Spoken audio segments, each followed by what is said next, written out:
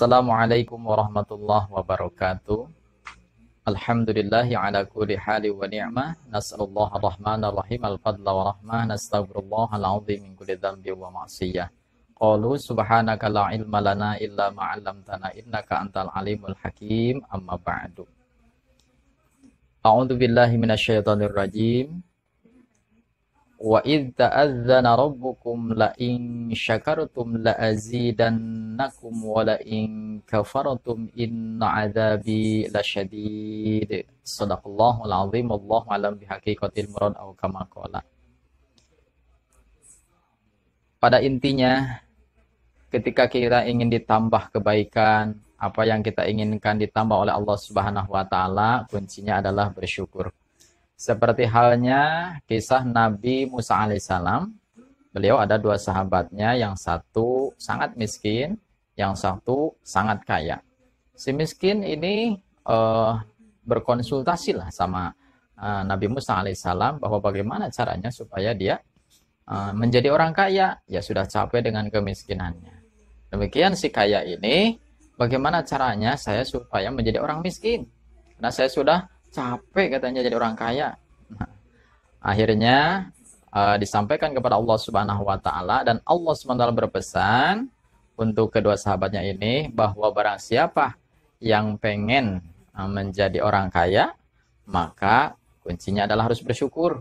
Dan barang siapa yang pengen miskin, ya jangan bersyukur. Tapi apa yang terjadi? Si kaya malah semakin kaya, si miskin malah semakin parah kemiskinannya. Kenapa? Ketika ditanya oleh Nabi Musa alaihissalam, orang kaya ini menjawab, bagaimana aku tidak bersyukur kepada Allah? Aku sudah diberikan harta yang melimpah. Malu kalau aku tidak bersyukur. Akhirnya ia terus bersyukur dan semakin bertambah. Si miskin, ia berkata, bagaimana aku mau bersyukur? Apa yang harus aku syukuri? Aku tidak punya apa-apa.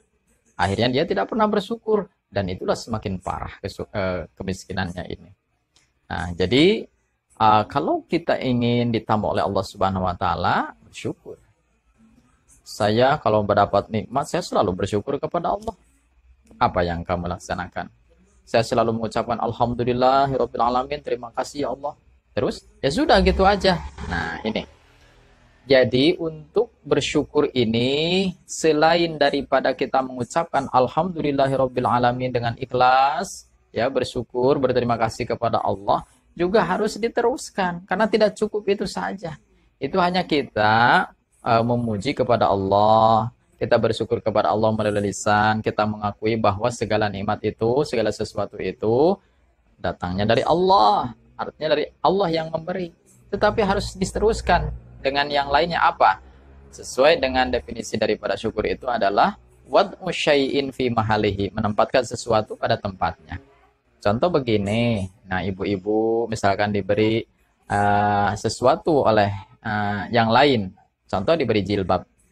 Nah, kemudian ibu berterima kasih, dan kita harus berdoa, doakan dia yang memberi, jangan menunggu dia minta doa dari kita. Kita yang harus duluan mendoakan dia semoga berkah, gitu ya, semoga apa yang disampaikan, apa yang diberikan ini menjadi manfaat. Nah, gitu.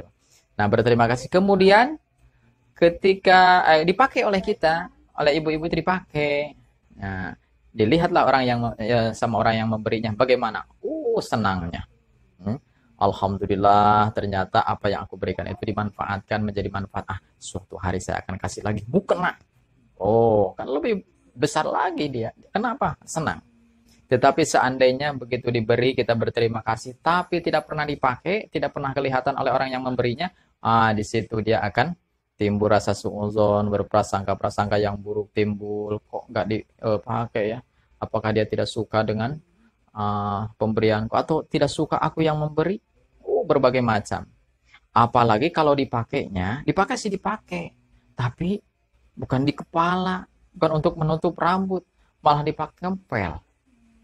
Bagaimana ketika kelihatan, waduh, sakit luar biasa ini yang ngasih ini, tersinggung, kenapa? Nah, di situ karena tidak wad'u syai'in bi mahalihi, seharusnya dipakainya itu di kepala untuk menutup rambut, ini malah dipakai ngempel. Apa yang dia katakan? Aku tidak mau lagi memberi dia. Aku tidak mau ngasih apa-apa lagi sama dia. Aku sakit hati. Nah, seperti itu. Nah, Allah Subhanahu wa taala demikian, ya. Gambarannya.